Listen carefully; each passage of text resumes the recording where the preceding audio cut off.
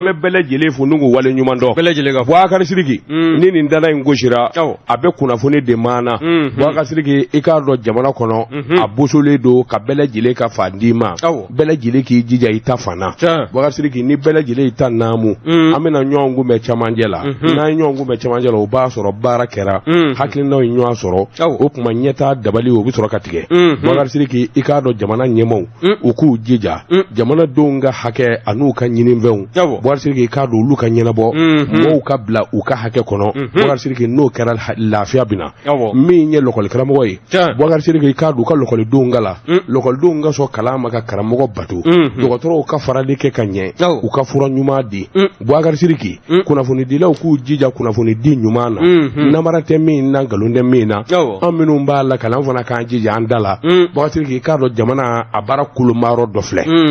mumbo ko fe ka fa madiya ka finya bon sengoro atake inyina na jogo keloko malo shugoro nono Boubacar Sidiki ikado achama ka shuru jamana kono nga kake songona jamana do bise mina no kera kaba Boubacar Sidiki ko bele jele bi nyonzoro ma fi ngo biyen dene duguba kono nan dene ndo Boubacar Sidiki kado kaba ko do am bele jele bi je ka bon nyon verso Boubacar Sidiki min bi ta fenawo min yere ti ta fenawo ko be min bulu ko te min bulu am bele jele ko bamako chamaje Boubacar Sidiki ko de brisa nyami min ye wotorotigi o ka ale ta Israel nugo soti ko ta Israel katakata ndigi ko ale de nisra kakan mobility ko faba awlaw nere de ta Israel Boubacar Sidiki sena ma o korebete inyebeno e ka yelenga bani Boubacar Sidiki amina kalazo nyo ana sa dugu chamajela baw o kuma bara dabora kaseka ni bele jele nyenabo beka sigi isigi yorola Boubacar Sidiki o ya envonaye sabula kunafoni na balane besani dugse jeke sebeni kelo ya sebe Boubacar Sidiki on daye ka lakali ga bara ina manya keliko fanga ke ma sabaye sabana de negaw karafe so madena o ya Ahmed Jakti na le ya moriya di ka wuli ka joke kunafoni ambanjwala obebe jeka pip oto watu ngara nam nego bala to bedi Boubacar Sidiki membulo karikado ni sebe sebe mi ndu kama officiel Boubacar Sidiki ni sebe fura imbol ko chien bi wolovla ma mi nye sebe ninge akta de ko Umaru Jamoy gum baru kolondigi ko akika don mi nyanga surajo kulu ye uka wulika jo ani chesiri ika don abini ka dakena ka tangara sabula mi doni mina ko bi ba manji ere bi ni ka dogoya fali ani sirafe mi nye buruburu ni to mi mbe olu ko ni baraka juranjura ke ninga fanwara o segere sebari kala ko ikado adugulende mana minye awan nazara jugu ye maraba jugu kabino lu gena domi akera na fo sigi kengono ibado ka fo minye dunonye u chamande de kumbe mali kono kubina andeme ikado ni bamanja kelena barkan takuba ni mbele jile adama tatoy jamana nyemo nana si ka mirike Bonjour, merci de votre fidélité, vous écoutez Radio Jekafo depuis Bamako. Sorasukulu biseka deme chugo mina ningu faria. Sorasukulu biseka deme chugo mina ninga galabu duma. Ikardo fengo fenno bike aiwa sababuye mimba tu ka wuli ka jo an hakina obi faranywanga. Ikardo bela jile farala nywanga. Minye soroi, minye maramafei, minye demei, minye kumadumai. Nunu bela jile kele ka nyozoro mami Boubacar Sidiki ka dona ka fo Mali sorodasu ikado chewdo sabula u ka wuli ka joni chesiri jamana ikado kelebandia ani bamanji geni korofo ngoni zoro la mamina ode dirpa ale kuna foni disoyi mina nunjuru bel larme kono aku kosena bulo fara min be nuka ma ko gati ikado u ye fe bele jile tuula u ka bingani wale ma u bu ka balo anuka essence soro mi dongera n'olu bele jilen jesa Boubacar Sidiki kabno ko ngera ikado hikeruka nu totoro minye ode ku de madama do kasinga ta bomu dodu kolo jugoro ninga bolika tu dogo nu masola Boubacar Sidiki ikado unata banga aiwa civilu ma ka do mena ka to lu dogo ninga kila ka warin yinike akoni nye fugariya daye ikado gatife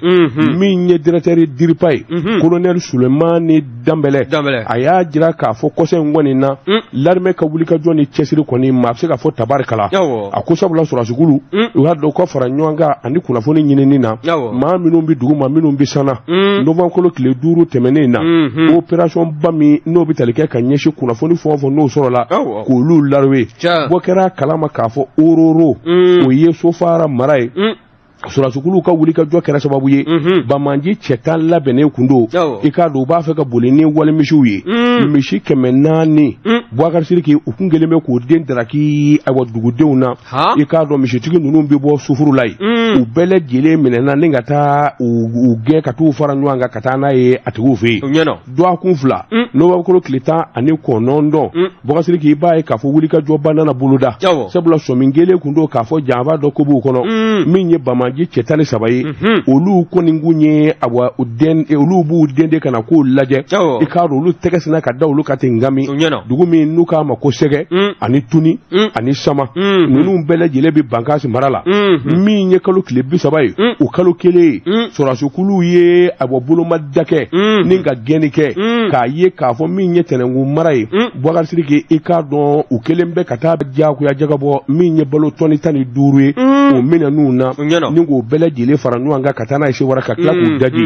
sɛbɛnnikɛla ko sisan kɔni i k'a dɔn u kun dalen do awa tilebi taayɔrɔ yɛrɛ t'u la bilen koyi Boubacar Sidiki n'u ko giriw i k'a dɔn u bi fa bi sin ka d'u la ten u b'u giri fa bɛɛ lajɛlen la sɔmin kelen do k'a fɔ jamana yɔrɔ caman min ye Kayi Kutala Sikaso ani Yoroso armée wuli ka jɔ bolo da sabula u caman y'i den ka taa o fanfɛlaw la tɛgɛ dar'u kan ni k'u nikɛnɛ karaba an bɛ don min na ko bi min ye sanfɛkuru ye o de bɛ wuli ka yaala n'a ye yaalali kɛ ka jateminɛ kɛ masimafɛn de b'u bolo hali dimɔgɔ hali mɛnɛmɛnɛni Boubacar Sidiki i k'a dɔn olu bi sanna n'i bi fɔngɔ fɔ u b'i ye plan Maliko a kɛra n k'i ɲininka ayiwa sababu ɲuman ye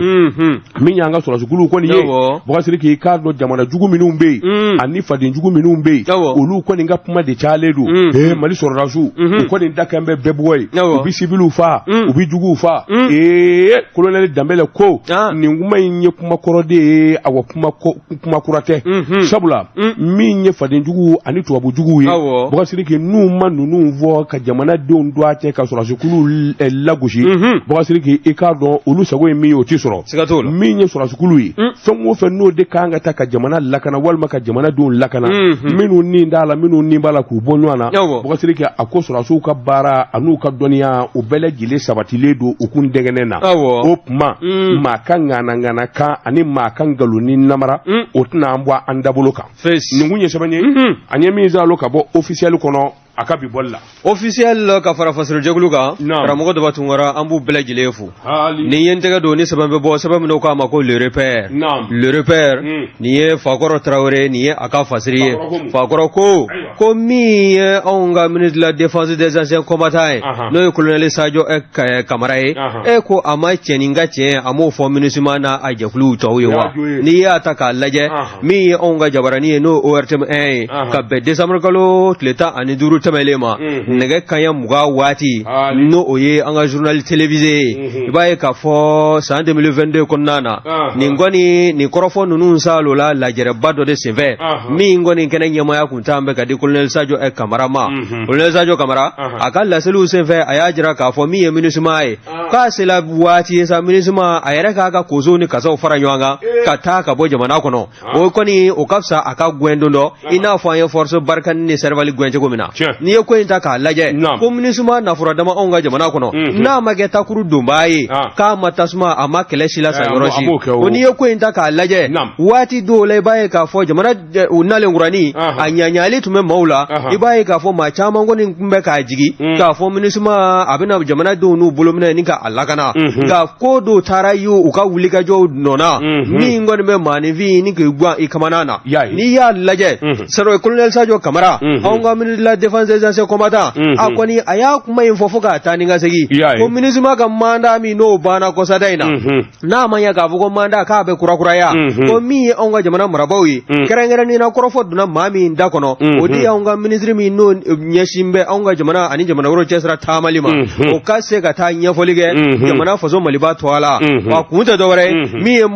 MINUSMA ka mandat kura ye taabolo dɔw ka ye a kɔnɔna na a kana kɛ force d'interposition dɔrɔn ye koyi min ye muguti ye o ko farida no ma so o ma mi ya nga jamana ye ko to anyesa o bawo una fura dama kana bugo sisala fukna chama be munun ngoni na kele na wulila ka jo a dibidibi ni walo ni a janfadla iba soro ko minisma ba jula ni ye ko inta ka laje ko asela wati ye sanga cheninga che ango fo nyaye minisma anna fura dama ni sisa che nu ma fo ku beta commissariat do ko ni gato o penjire ku beta fo ku nata logol zodo ni gata ulu tolu ni go woro ni ga kurada ko yalma ko ye minisma ka barewa tabulo munun flani ye ula ku ka fale nu ma fale dono goni mi ye jamana do ye nu dusu ko lo yu ke ye dongodo u beta ta ko jugu ko bawo ni ye muma de protestation mi na be wele ko yera wolo debout sur les remparts ulu ka kumatiki no ye ben le cerveau ya dama jara ale ko ni ye ni korofo boka bi aya jira wati temelo na ka fo minisma akanga gwenga bo fo so mali ba kono o fana bole ko iba ye ka fo mi ye société civile la kauye kata se jekulu waro ma nimpele jele ngoni ngembe ka kule ka bobi minisma be se ka gwenga bo fo so mali ba kono na chugo mina o tabulo ka buluda ko wa ko mi ye minisma ye adante aga dibidibi walo ma mi ye sebel langolo no rapportu ye abodla kata baga onga jamana sorda zuma ka fo ku tara be jamana do ka kata sorla bele jele bamanjila ga ye bamanjila ga do minisma ko na me na ka tabule do ye bamanjiye do ye jamana denye kata soro munu yarabe jamana ko na no yanga sorra zila no forces armées maliani olu be jamana deni bamanjila ga do ni ka bonywana ko ka gafo dlandola ku be ta di o ka ci jeguluma no ye Nations Unies u be sebe munu dla kono ko bele jilembe ta mi ye bamanjila ka olu kanuna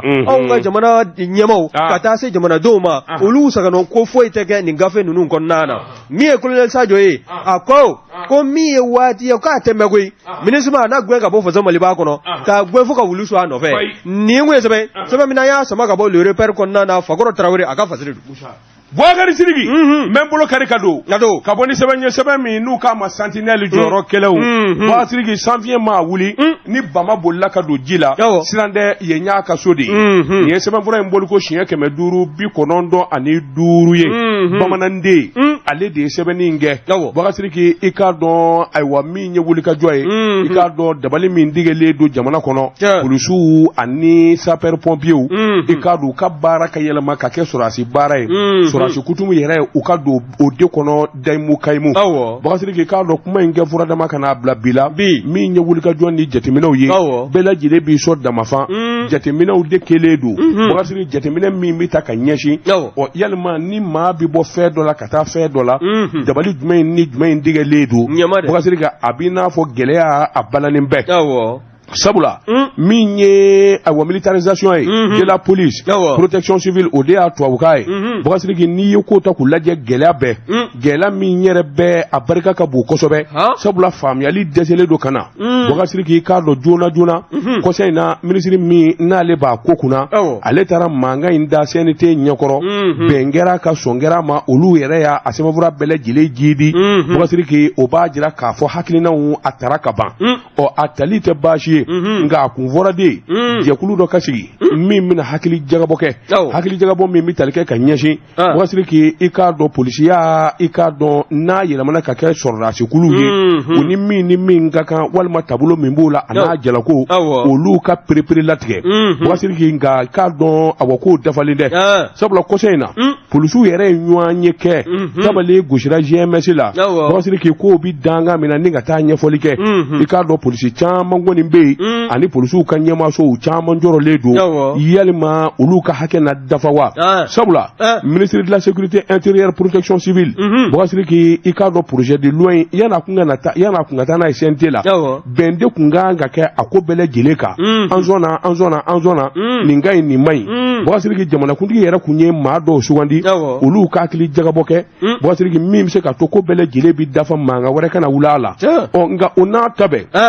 na fara ko sente ko ni zona aywa akoma a decision bele jele farala nyanga Boagari Sirigi ka do maje badebe maje min bitalike ka nyeshi ka do policiya bara protection civile bara olu yelamani ninga kengi nyininga aywa sora sukulu yi akoni ya takalaje Boagari Sirigi bay ka fo statut de la police protection civile ni ya hakilina bele jele takalaje polisu bi ta chugo minna aningi nyininga aywa minye sora si jala tugu yi olu bi takada kadara min kɔnɔ a bɛɛ lajɛlen ta ko kelen ye Bougazelli sabula kalan dafali ani a bɛ min kɛ ayiwa kalandegew la ani baaradege la Bougazelli nin bɛɛ lajɛlen ye kelen ye o tɛmɛnen kɔfɛ polisiya ni ayiwa sɔrɔsiya panko kelen ni ɲɛ wawa don Bougazelli k'a dɔn u bɛɛ lajɛlen bi baara kelen na hali n'a sɔrɔla Bougazelli k'a dɔn danfarani b'u ni ɲɔgɔn cɛ to a fɔcogo la a ko nka min kɔni ye hakilinaw ye i k'a dɔn u b'i ni ka ɲɔgɔn majɛ kosɛbɛ sabula kunnafoni dɔ cɛrin na i k'a dɔn a ka kunnafoni di sira kuraw kan a bɛ n'a fɔ polisikɛ dɔ kɔni ye ayiwa kunnafoni dɔw di min kɔni ye hakilinaw ye ani ka ko fɔ k'a sɛbɛkɔrɔ jɛya Bougazelli min kun fɔra n'i ye ayiwa lieutenant ye n'i ye lieutenant de police ye n'i bi ta ka kɛ ni a bɛ yɛlɛmana ka don sɔrɔsiya la i bɛ k'o lieutenant kelen ye n'i ye capitaine de police ye i bɛ kɛ ayiwa capitaine de police capitaine de l'armée n'i ye commandant de police ye walima commandant major wari kelen o jala kelen de bi d'i ma l'armée kɔnɔ nka n'i y'a ta k'a lajɛ Bougazelli k'a dɔn yɛlɛmaba de donnen don polisiw kɔni ma se ka da min na min kɔni polisiw sɛbɛkɔrɔtɔ nin kunnafoni de cɔrɔla a ko yalima mun don Bougazelli a fɔra de min kɔni ye polisi jalatigibaw ye Bougazelli a fɛn o fɛn mana ta ni ko in kɔni kɛra ayiwa dilanfɛn ye i k'a dɔn i ye commandant ye o i ye fɛn ye o Bougazelli ko yɔrɔ bɛɛ ni ayiwa n'i nana l'armée kɔnɔ e bɛ se ka kɛ lieutenant de ye i ka jalaba in o bɛɛ bɛ tigɛ jalaba in bɛ tigɛ n'i ye capitaine ka misali d'i ma i ka se k'a faamu a bɛ komi maa min bɛ kalan terminal la ka sin k'o bila première année na ten daba sɔrɔdasiya fana ma nɔgɔ dɛ non Bougazelli polisiw ko nin ye gɛlɛyaba ye nin min kɔni filɛ nin ye nin bɛ sɔn k'olu gan u kamana na Bougazelli yalima ɲɛnawoloma kun ye jumɛn ye a bɛna ta sapeur pompier n'i ye sapeur pompier n'i ye lieutenant ye Bougazelli i k'a dɔn i bɛ se ka kɛ armée lieutenant ye n'i ye commandant ye i bɛ se ka kɛ commandant ye munna nin bɛ ta ka ɲɛsin polisiw ma a ko a bɛna ta u bɛɛ tacogo ye kelen ye diplôme kelen de b'u bɛɛ bolo Bougazelli i k'a dɔn o tɛmɛnen kɔfɛ min ye formation ye u bɛɛ lajɛlen b'a formation kelen kɛ kalan kelen de bɛ k'u bɛɛ kun a ko yalima nin kun dun ye jumɛn ye Bougazelli nin kɔni ye mɔɔw kamana gan kosɛbɛ polisiw kɔni y'a jira k'a fɔ olu b'u dama kasi jamana ɲɛmaa na n'o ye Assimi Goïta i k'a dɔn nin ɲɛnawoloma baara min daminɛnen filɛ nin de bɛ se ka kɛ sababu ye ka gɛlɛya don awa polisiw ka yɛlɛmani na ka taa kɛ sɔrɔdasiw ye o tuma jamanakuntigi Assimi Goïta a kan ka wuli ka jɔ kɛ Bougazelli i k'a dɔn tiɲɛ ani nkalon k'u woloma ka bɔ ɲɔgɔn na olu ni hakɛ min ka kan kabini baara ma daminɛ Bougazelli k'a dɔn ka bila u ka minɛn kɔnɔ jala bɛɛ lajɛlen ka ci ɲɔgɔn na sɔrɔ bɛɛ lajɛlen ka kɛ kelen ye o de bɛna kɛ sababu ye min b'a to bɛɛ lajɛlen bɛ baara kɛ ni kɔnɔlen jɛlenya ye nin kun ye sɛbɛn ye an ye min bɔ Sentinelle kɔnɔ a ka bi bɔli la Sentinelle maaw an b'u bɛɛ lajɛlen fo i jɔ dɔɔni Jɛka pub k'a ka feerefɛnw lakodɔn nɛgɛ kanɲɛ 12 sera Bamako k'a fɔ jiginɛw ka bonyamasegi bɛ aw ye Bougazelli n bala cogo bɛ di karamɔgɔ Daba Tunkara ko maa min totɔ don ji la n'o ye nɛgɛ bilenman sɔrɔ bi poro o kan kana siga ni ye n tɛgɛ don ni sɛbɛn bɛ bɔ sɛbɛn min n'o k'a ma ko Noblesse Info Noblesse Info n'i y'a ta k'a lajɛ olu fana ye kunnafoni sɔrɔ anw ka sɔrɔdasiw ka kunnafoni di sira fɛ n'o ye DIRPA ye n'i ye ko in lajɛ min ye gardiw ka ɲɛmaaba ye n'o ye général Élisée Jean Daw ye a ye munumunu Salo kɛ munumunu Salo o ka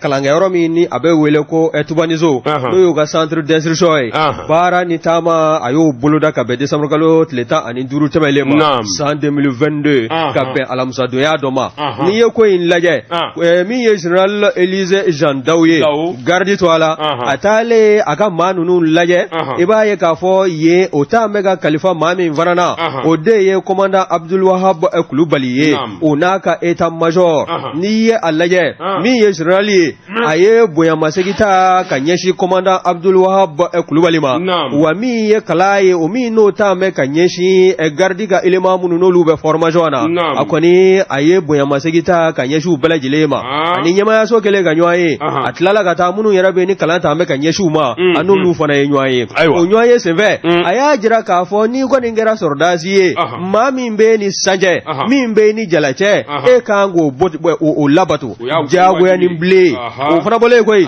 min ye maakɔrɔw ye minnu yi i kɔ a sɔrɔdasiya fini doli la n'olu ye kunnafoni ni ladilikan min d'i ma e kan ka o baaraw boloda wa n'i ye ni hakilina ninnu bɛɛ lajɛlen fara ɲɔgɔn kan général Élisée Jean Daou garde au chef d'état major do a y'a jira k'a fɔ nin cɛden ninnu kalan minnu b'a la ka kɛ u kunna ni kalan ninnu kuncɛla a bɛ bila cadre min kɔnɔna na o de ye ko préparation opérationnelle avant déploiement n'i y'a lajɛ ni maa ninnu GTA GNM kɛlɛtigi 2 u ka baara tɛna kɛ dɔwɛrɛ ye dɛ min ye kɛlɛ ye u bɛ jo o taabolo kan bamanji denmisɛn ni maabakɔrɔ n'i yela bɛɛ n'i ma se ka minɛ tɛgɛ la i kun bɛ ci k'i dafara n'i ye ko ninnu lajɛ général kɔni y'a jira k'a fɔ ka taama a wasala kɔnɔna na ɲɛmaayaso o min n'o tun b'a nɔfɛ n'o ye garde national état major élément cadre ye général nɔfɛ ninnu bɛɛ lajɛlen y'a jira k'a fɔ olu nisɔndiyala wa min ye général Élisée Jean Daou ye a y'a jira k'a fɔ min ye ni maa ninnu ye n'o ye GTA ye kɛlɛtigi 2 n'u kɔni tilala kalan na bɛɛ u mana taa an ka kɛlɛdaga ninnu kɔnɔna na u ka wulikajɔ n'u y'u ka patrouille ye ko n'Ala sɔnna ma u k'u jija min ye o ni dugudenw ye u k'u tɛgɛ di ɲɔgɔn ma bawo dugudenw ka kunnafoni dili o bɛ kɛ sababu ye ka sɔrɔdasi min ye ɲɛmaa ye walima dugumama bɛɛ lajɛlen ka baara ka se ka tili bolo ko ka fɔ garde éléments minnu kɔni bɛ théâtre d'opération ninnu sanfɛla la k'u tɛgɛ di ɲɔgɔn ma sɔsɔli kana ye u ni ɲɔgɔn cɛ min ye ɲɛmɔgɔla bato ye o ka ye a ko la o bɛ kɛ sababu ye baara minnu n'u b'a boloda u ka se ka kunnafoni sɔrɔ a la nin ye mun ye sɛbɛn sɛbɛn min n'an y'a sama ka bɔ Noblesse Info kɔnɔna na olu fana y'a sɔrɔ DIRPA cɛbakɔrɔ iteliya baatɔ ka tiɲɛni kɛ o de ka fisa i sumaya baatɔ ye siga t'o la Bakasiriki n bɛ bɔ ni sɛbɛn ye sɛbɛn min n'u k'a ma arc-en-ciel maa min ye sɛbɛnni in kɛ a tɔgɔ de ko MS ko Bakasiriki k'a dɔn jamana sariyatigiw u diminen don fo k'a fɔ u diminen don ni hakili b'a la baara bila u kun kelen don u kun y'o kɛ waati la Bakasiriki u ka ɲini fɛn a n'u ye min ni min laɲini a bɛ n'a fɔ majɛ b'a la hali bi n'a ka bi u nɛgɛnna k'a fɔ k'a ko sabatira nka u ka jateminɛ na i k'a dɔn foyi kelen tɛ Bakasiriki ni Ala dun ma jan kɛ u bɛna baara bila kura wɛrɛ kɛ min ɲɛsɛnni ka di magistrat ye sabula ɲɔgɔn ye min n'o kɛr'u fɛ n'o bɛna kɛ bin ntɛnɛn don wele bilalen don u ka maa bɛɛ lajɛlen ma min kɔni ye ɲɔgɔn ye ba ye sɔgɔmada in na u kan k'o kɛ o ɲɔgɔn ye bɛna laban min na maa si den kelen t'a dɔn Bakasiriki kan ka min kɔni jɛlen don u yɛrɛ ka fɔ la i k'a dɔn olu ka hakilina ni ka ɲinifɛn ye min ye CNT ye a bɛ komi CNT y'u janfa o tuma u bɛna o kunnafoni di n'u kan ka baara minnu kɛ o fana bɛna ɲɛfɔ sɛbɛnnikɛla ko kunnafoni di sira minnu bɛ yen réseaux sociaux min ɲɛsin a ɲɛsinli ma i k'a dɔn a ɲɛmaw u ye welewele da kɛ jamana magistrat bɛɛ lajɛlen ma min ye bin ntɛnɛn don ye k'u ka ɲɔgɔn ye kɛ ɲɔgɔn ye i k'a dɔn a bɛna kɛ cour suprême na min ye kuma minnu bɛ yen o de ye u kun ye min laɲini i k'a dɔn sariyabolo ni yɛlɛmabolo kura minnu kan ka kɛ cour suprême kan i k'a dɔn k'u y'o de laɲini Bakasiriki u ka fɔ la u ye kunnafoni minnu sɔrɔ sariyakisɛ kun man ka voter CNT fɛ nka CNT ye ayiwa sariyakisɛ in a y'a ayiwa a yamaruya Bakasiriki janfanba de kɛra olu la ko in yɛrɛ bɛ tali kɛ ka ɲɛsin min ma o de ye si hakɛ i kan ka taa retraite la min na Bakasiriki cour suprême mɔɔw la u y'a jira k'a fɔ ko in kɔni i k'a dɔn janfan don ka ɲɛsin magistrat tɔw ma o tuma an bɛ donni minɛ ko bi u kɛlen bɛ ka welewele da kɛ sabula CNT kun ye layidu di kɛ k'a fɔ wulikajɔ na kɛ jateminɛ na kɛ o de kɛra sababu ye u ka tile 5 grève in i k'a dɔn u k'a bolo kan Bakasiriki n'a ma ɲɛ k'a fɔ olu ye grève in dabila sabula layidu gɛlɛnkun dir'u ma Bakasiriki n'o ko dun labanna ka kɛ i k'a dɔn olu tɛna jɛ n'o ye bilen o de la u ye tabale gosi siga kɔni tɛ min na min ye jamana finifinmantigiw ye n'o ye magistratw ye Bakasiriki i k'a dɔn k'a dalen don u ka ministériso la kosɛbɛ nin ko in kɔni na sabula si hakɛ ka taa retraite la Bakasiriki i b'a ye k'a fɔ cour suprême mɔɔw a bɛ n'a fɔ san 5 de fara la olu ta kan o dun ka laɲini ye min ye n'a ma ɲɛ k'a fɔ nin ko in bɛ kɛ a ka dabila walima a ka kɛ bɛɛ ye Bakasiriki ɲɛnawoloma o ka dabila nin kun ye sɛbɛn ye an ye min zalo ka bɔ arc-en-ciel kɔnɔ a ka bi bɔli la arc-en-ciel mɔgɔw karamɔgɔ dɔ tun b'u bɛɛ lajɛlen fo ni ye n tɛgɛ don ni sɛbɛn bɛ bɔ sɛbɛn min k'a ma ko challenger Siaka Dunbiya nin ye a ka fasiri ye Siaka ko k'a baara ta ni caman jɔra fanga ɲɛmaaw n'u m'u janto dugukolo mankan k'a bɛ kɛ sababu ye ni k'u ka baara kɛlen ni k'a lanɔgɔ u bolo n'i y'a ta k'a lajɛ min ye du 160 ye dugula kɔrɔ ɲamakɔrɔ kuranin kɔfɛ kɔfɛlaw la yen n'i y'a ta k'a lajɛ o du 160 a dutigiw bɛɛ lajɛlen kɔni b'a la ka sunɔgɔ bi i ɲɛ kelen datugulen kelen yɛlɛlen don k'a sabu kɛ min ye u ka dugukolow ye dugukolo minnu n'u sɔrɔl'u bolo maɲumantɔko la ka tila k'a jɔ maɲumantɔko la e ko maa taalen tɛ sɛbɛn dɔ dilan k'a fɔ ko yɔrɔ kɔfɔlen ninnu k'a bɛɛ lajɛlen a so kan ka ci wa n'i y'a ta k'a lajɛ min ye Siaka Dumuya ka fɔ ye o min ye fasiri kɛbaa ye a ko min ye Mamutu Traoré ale ye vice président de la jeunesse de Sabalibugu kurani dugula kɔrɔ ale o ɲɛmaa ye ale tun bɛ kɛnɛ kɔnɔ a donni kama ka bɛn décembre kalo tile 12 ma san 2022 n'i ye ko in lajɛ kɛnɛ bonya minɛ kun sigi bɛ jɛkulu min fana kɔrɔ o de ye collectif pour la refondation du Mali n'an ko a ma ko Korema a ɲɛmaa n'o ye Fuseni Ouattara ye a n'a ka danga ani kuma lasela o ye Dr Abubakar Sidiki Fɔnba ye ninnu bɛɛ lajɛlen kun bɛ kɛnɛ kɔnɔ o y'a jira k'a fɔ u nana ka na ni maa 160 min ye dugula kɔrɔ ye duko gɛlɛya min n'a bɛ fɛ ka wuli u nɔfɛ ni maa min kɔni n'a wuli b'u nɔfɛ n'a taa bɛ sɛbɛnlankolon caman dilan n'a ni maa caman fana bɛ jɛ jugu la n'o bɛ tali kɛ Umaru Baba Kane na Umaru Baba Kane ka taa se Mamadu Mangane ma ani Usman ni Karabɛnta ninnu kɔni de fara bɛ ɲɔgɔn kan ka se ka taa ni dutigi 160 k'u wele tribunali la ko yɔrɔ min n'u kɛmɛ k'u ka du jɔ a sanfɛla la k'a ka ci ka bɔ yen ko bawo k'olu ka tiɲɛ don wa n'i ye ko in lajɛ min yɛrɛ ye Umaru Baba Kane ye ale sigiyɔrɔ bɛn bɛ Kalabankɔrɔ ma wa maa min kɔni ni a kɔni taabolo maa sigan bɛ a la bawo o bɛ sɔrɔ ɲɛfɔli min fɛ Useni Kɔnɛ ale fana tun bɛ kɛnɛ kɔnɔ ale bɛ maa 160 in na ale y'a jira k'a fɔ ko min ye plan ye o plan min n'o tun bɛ Umaru Baba Kane bolo ka yaala ko o plan k'o bɔra décembre kalo o tile 13 san 1995 ka taa sɔrɔla yɔrɔ min yɛrɛ n'olu y'a san dɛ n'a kɛmɛ ka mankan wuli o nɔfɛ o baaraw bɛɛ lajɛlen o morcellement baara banna ka bɛn ni juin ye o tile juin kalo tile 3 san 1998 ko yalima ko an bɛ jamana sugu jumɛn kɔnɔna na min ye wulikajɔ ye plan b'e bolo k'a sɔrɔ morcellement yɛrɛ ma kɛ fɔlɔ ko o bɛ faamu cogo jumɛn na wa n'i ye ko in ta k'a lajɛ ko jugement n'o wele bɔgɔ jenilen kan min ye kiiritigɛlaw ɲɛkɔrɔla ye u welela hali u t'a kalama bawo kiiri fɔlɔ n'o ye jugement fɔlɔ ye o kɛla k'a daja maa kɔfɛlen na n'o ye Umaru Baba Kane ye filanan dɛ o ye wele bila olu ma o de la olu fana bɛɛ u y'u ka gafew u ye terrainw san ni sɛbɛn minnu ye u y'a bɛɛ lajɛlen fara ɲɔgɔn kan k'a don kɔngɔ na ni k'u jɔ juge ɲɛkɔrɔ wa kɔrɔfɔ bɔ ka bin a kɛlɛ sabu ye u bɛɛ lajɛlen ja tigɛ kojugu e ko u ma taa Bagineda mairie la ni ka taa u ka réquisition kura ni ka tila ka taa o ladon wa walasa k'a lajɛ n'a sɔrɔla dugukolo hakika n'a sɔrɔ a b'u tɔgɔ la halisa a jirala k'a fɔ dugukolo in bɛ olu tɔgɔ la Bagineda mairie kɔnɔna na nka maa kofɔlen sɛbɛn min b'a bolo k'ale ta ye dugukolo ye i b'a sɔrɔ o sɛbɛn yɛrɛ ala ma légaliser o bɛ se ka fanga sɔrɔ cogo di an ka jugew ɲɛkɔrɔ maa dɔ bɛ yen n'o y'an balimamuso dɔ ye n'o ye madame Aïssatou Bagayogo ye ale yɛrɛ sigiyɔrɔ bɛn bɛ jamana kɔkanna ma ale ko k'ale y'a ka maɲumantɔ warinin fara ɲɔgɔn kan k'a to nanzara jamana kan k'a na so jɔ a yɛrɛ ye n'a taara retraite la don min walima saa min na a na segin ka na sigi faso Maliba o kɔnɔsigi la o n'a fɔla ko o so maɲumantɔ so wari faralen ɲɔgɔn kan k'o so jɔ o maɲumantɔ ko kɔnɔ ko maa dɔ bɛ na wuli tilese kuncɛ k'o so bosi ka bɔ i bolo ko yalima ko an ka kiiri tigilamaw ko sɛbɛnfura ko yalima ko tiɲɛ tɛ wa maa fɔlɔ min n'o ye sɛbɛn sɔrɔ n'o ka sɛbɛn jɛlen don ni yamaruya di b'a ma k'a fɔ jɔn ko ala e y'i ka wari bɛɛ sara ka bɔ faso Maliba a fɔ faso ɲɛmaaw ye min ye ka dugukolo ye a kɛli ta ye i y'i ka so jɔ o magarijɔ ko kɔnɔna na min ye maa wɛrɛ ye o kana wuli tugun k'a fɔ k'o b'o yɔrɔ bosi e la ko yalima k'an bɛ jamana sugu jumɛn kɔnɔna na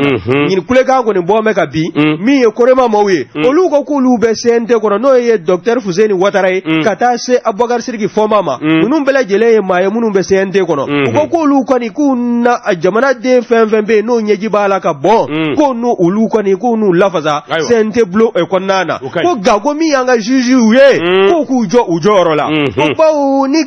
kiiri n'a ma kɛ a kɛcogo kan min ye jamanadenw ye k'u bɛɛ lajɛlen kɔni na ɲugu an ka kiiri tigilamɔgɔw la ni mun ye sɛbɛn min n'an y'a sama ka bɔ challenger kɔnɔna na Siaka Dumuya a ka fasiri bon Sidiki i to ngen ka César premier min an ka sɔrɔ ka segin kana o bɛɛ karamɔgɔ Tunkara n dara nana dantigɛli wɛrɛ tɛ o la Boubacar Sidiki Boubacar fin n bɛ n geleku ni ka bɔ ni sɛbɛn ye sɛbɛn min n'u k'a ma Nouvelle Horizon ɲɛdankura maa min ɲɛ sɛbɛnni kɛ a tɔgɔ de ko Mahamani Touré Mahamani ko a ko min ye Asayid Usmane Madane Sheriff Aidara dankɔrɔba ye bamburu ta min ye bɛn ani kelenya bamburu o ka ji di jamana kɔnɔ malidenw sɛgɛnnen don bɛɛ lajɛlen jɛnjɛnnen don Boubacar Sidiki an ka se ka fara ɲɔgɔn kan o ti ɲɛ abada fo an ka jɛ ka kuma silamɛ maa min dalen don Ala la i ka bamburu ye i k'a dɔn Ala de ye i k'a dɔn an bɛ don min na ko bi n'i ye Mali ta k'a lajɛ u min ye hakilinaw ye f'u ka fara ɲɔgɔn kan nin kuma in bɛ fɔ don min ye awa bureau exécutif groupement des leaders spirituels musulmans du Mali min y'a ɲɛmaaba ye ani haut conseil islamique ɲɛmaaba alamisa tɛmɛnen i k'a dɔn a kumana n'ale dun kumana ka ban jamana kɔnɔ i b'a ye k'a fɔ tafa bi dɔn haut conseil a ko ayiwa min ye jamana in ye gɛlɛya min b'a kɔnɔ ani fɔɲɔgɔnkɔ min b'a kɔnɔ an dununen don k'o gɛlɛyara yɛrɛ de Mali kɔnɔ sabula jamanadenw i k'a dɔn fɔɲɔgɔnkɔ caman bɛ yen o tɛmɛnen kɔfɛ min ye gɛlɛya yɛrɛ de ye i k'a dɔn nasɔngɔ sɔrɔbaliya hadamaden bɛɛ lajɛlen degunnen don n'a ma ɲɛ k'a fɔ o ye jamana sɔrɔ fɛn kelen de b'o duga o de ye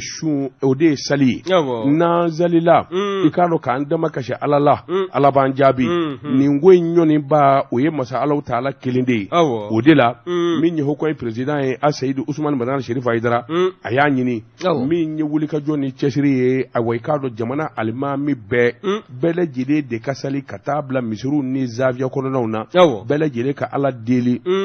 Mali bɛ gɛlɛya min kɔnɔ a bɛ se ka wuli cogo min na a y'a jira sa k'a fɔ o fana ma bɔ yen min ye olu yɛrɛ ye n'olu ye diinɛ ɲɛmaaw ye u bɛna wulikajɔw boloda i k'a dɔn jamana a bolofara fɔ o fɔ bɛ yen tɛmɛndi kɛ maa si la k'a ka dɔgɔ walima i k'a dɔn k'a dɔn dɛ i k'a dɔn u bɛna bɛɛ lajɛlen kuma ɲɔgɔn n'o ye société civile maa sugu bɛɛ lajɛlen b'o kɔnɔ u b'olu kuma ɲɔgɔn ka jamanaden bɛɛ lajɛlen ka hakilina dɔn sa i k'a dɔn ayiwa min bɛ se ka to faamaw bɛ ladɔnniya min ni min ye ko gɛlɛnw ye min ni min kan ka ayiwa dilan i k'a dɔn u n'o lase groupement n'o ye silamɛ diinɛ ɲɛmaaw ye u y'a jira sa k'a fɔ u ka nin wulikajɔ in i k'a dɔn dɔwɛrɛ tɛ dɛ min ye ka ko ɲɛnamaw sɔrɔ i k'a dɔn bɛɛ lajɛlen k'i ta fɔ n'a fɔra i k'a dɔn n'o ɲɛfɔra faamaw ye u k'an ka fura sɔrɔ cogo min na u na ɲɛdɔn min ye Usmane Madane Sheriff Aidara k'a bɛ welewele da kɛ ka ɲɛsin Mali silamɛ bɛɛ lajɛlen ma ka ɲɛsin jamanaden bɛɛ lajɛlen ma an ka fara ɲɔgɔn kan sabula diinɛ bamburu min b'u bolo bi i k'a dɔn o de ye silamɛya ye silamɛya dun n'o ko fɔra ka ban fɛn bɛɛ lajɛlen b'a kɔnɔ wa ale bɛ se ka fɛn bɛɛ lajɛlen dilan nin kun ye sɛbɛn ye an ye min bɔ Nouvelle Horizon kɔnɔ ɲɛdankura Nouvelle Horizon ka fara Mahamani Touré kan an b'u bɛɛ lajɛlen fo karamɔgɔ dɔ waati n'i ye n tɛgɛ don ni sɛbɛn bɛ bɔ sɛbɛn min n'o k'a ma ko Info Plus Info Plus Bɛɛ Tarawele nin ye a ka fasiri ye Bɛɛ Tarawele ko min ye an ka sanayɛlɛ kalanso min n'o filɛ nin ye Badalabugu kulu sanfɛ min ye anw ka kana tigilamɔgɔw ka pɔsi min n'o jɔla ye walasa min ye futinɛw ye ka se k'o kunbɛn lakɔlidenw olu ka moto minnu bɛ sonya parking na bɛɛ lajɛlen ka se ka dabila polisiw ka yɔrɔ e ko a ma yɛlɛma. Bonjour, merci de votre fidélité. Vous écoutez Radio Jekafo depuis Bamako. Hamina de kunye une école performante et apaisée. Oko koni nyamo koni ya tabolo la. Ninga seka kalanzo nyamo ninka ujoka di uma. Wasa belejile ninga seka inafasoro ala. Logoldo nga kalaso kalama. Mi ye jamana ere kala bale ko ubese ka joro bausoro. Wasa ka jamana yi ukake jamana sini ya sigiye. Kakuni ye ko inlaje. Ekwa mage jigi waro ewa mi commissariat mi no jona Badalabugu kulu sanfɛla la a yɛlɛma bɛ ka kɛ koloko juguya yɔrɔ ye a yɛlɛma bɛ ka kɛ sujeliw olu ɲɔgɔn kunbɛ yɔrɔ ye awɔ sujeliw kɔni nangarabaw jata kulew a kuma tilefɛ jeli ya anw ye sujeli ye nangaraba de ya jeli da kun a kan wa e ko tɛ non ayi a ma ɲɛ kuma de ma ɲɛ wa ye sɛbɛn in ta ka di an ye sɛbɛn in kalan fɛ sira ni kuma ɲɛ ayi kuma fɔcogo ma ɲɛ o e ko su jeliw o t'a kuma ma mule wa ayi a ma mu su jeli ni tile jeli bɛ yen fɔcogo b'a la min tɛ jeli jeli da bɔ a kan a fɔ n ye ayi jeli de bɔ a kan jeli wa ye jeli bɔ a kan jumɛnw don nangarabaw kɛ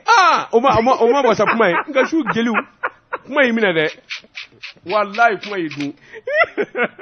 min ye nangarabaw ye olu kɔni kɛn bɛ k'o kɛ u ka juguya yɔrɔ ye olu ko juguya kɛyɔrɔ yalima i ka taa polisiw sɔrɔ a kɔnɔna na n'o ye polisiw ka poste de contrôle ye e ko a yɛlɛma tɛ ka kɛ nangarabaw olu ta yɔrɔ ye wa min ye fasiri kɛbaa ye n'o ye B Traoré ye B Traoré ko min maa minnu kɔni ka baara o sigiyɔrɔ bɛn bɛ ka tɛnku ni poste de contrôle in na nɛgɛ kaɲɛ 22 n'o ye sufɛ nɛgɛ ye n'o kɔni dana gosila bɛɛ n'i taara ye i ɲɛ bɛ yibali bawo n'i y'a lajɛ maanifinw de bɛ don ka bɔ kɛ yɔrɔ kofɔlen in na a kɔni a bɔ bɛ poste polisiya la a yɛlɛma bɛ ni k'a kɛ chambre de passe ye min ye nin yɔrɔ in ye a kɔni a kɛn bɛ bɛɛ lajɛlen kɔni kamanagan yɔrɔ ye wa min ye binganikɛlaw ye n'o ye bandiw ye zumba kulew n'olu ye bingani ta ka maanifinw sɛgɛrɛ n'u y'u kunda nin yɔrɔ kofɔlen in kan maa si tɛ sɔn ni ka don u nɔfɛ wa maa bɛ nin yɔrɔ kofɔlen in na min y'a yɔrɔ yɛrɛ sigibaa dɔ ye a y'a jira k'a fɔ ni jamana ɲɛmaw n'u m'u jɔ u jɔyɔrɔ la min ye yɔrɔ in jɔ bɛ hakilina min kama n'o de ye polisiw ka kɛ olu ka poste ye polisiw ka taa bila yɔrɔ kofɔlen in na yɔrɔ in a dabɔla kun min kama a k'o baara ni ka o boloda k'a bɛ kɛ sabu ye maanifin minnu kɔni ka duw ka sɔrɔ a yɔrɔ la walima olu ka feerekɛyɔrɔ ka sɔrɔ yen fan na o bɛɛ lajɛlen ka se ka kanna sɔrɔ waasa min ye nin maa lankolon ninnu ye olu bɛ se ka gɛn ka bɔ yɔrɔ kofɔlen ninnu kɔnɔna na cogo min na B Traoré ko min ye anw ka lakɔliden dɔ ye sanayɛlɛ lakɔliden dɔ ale kɔni bɔ bɛ burusi kɔnɔ ni ka na a bɔra cogoda la ni ka na faaba kɔnɔna na ka na sanayɛ kalanso a b'o dɔ la min ye Yangaso ka den do a kɔni y'a jira k'a fɔ ni wulikajɔ ma kɛ laɲini min n'o bɔra lakɔlidenw yɔrɔ ka ɲɛsin anw ka jamana marabaw ni ɲɛmɔgɔw ma ko n'u ma janto bɛɛ waati ni don nataw kɔnɔna na k'a na kɛ jigi waaro ye nin kun ye sɛbɛn min an y'a sama ka bɔ Info Plus kɔnɔna na B Traoré a ka fasiri don. Bakasiri k'i kan don waati n'a ka waati ma se bi ta an b'a bila yan.